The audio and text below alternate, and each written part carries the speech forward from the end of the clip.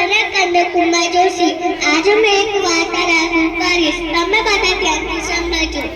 વાર્તા રે વાર્તા, કોની કોની વાર્તા. કાગડા લઈને સિંહભાઈ. એક મોટું ગામ હતું. તેની અંદર એક નાનો પરિવાર રહેતો હતો.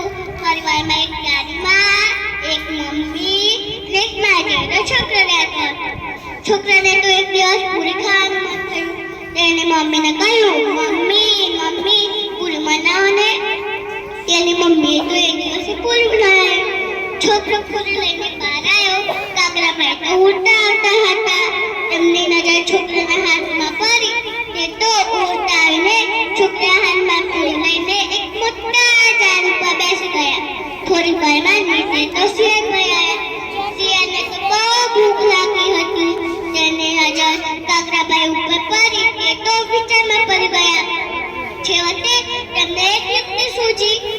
યુક્તિ હતી કે હું કાગડાભાઈના વખાણ કરું એટલે તેમના મોઢામાંથી તો પૂરી નીચે પડી જશે અને હું લઈને ભાગી જઈશ. એટલે શિયાળ તો કાગડાભાઈના વખાણ કરે. કાગડાભાઈ, ઓ કાગડાભાઈ, તમે કેટલા સારા દેખાવ છો. તમારો રંગ કેટલો સરસ છે. તમારા ગાવાનું આહાહા મસ્ત છે. અને ગાવાનું સંભળાવો ને.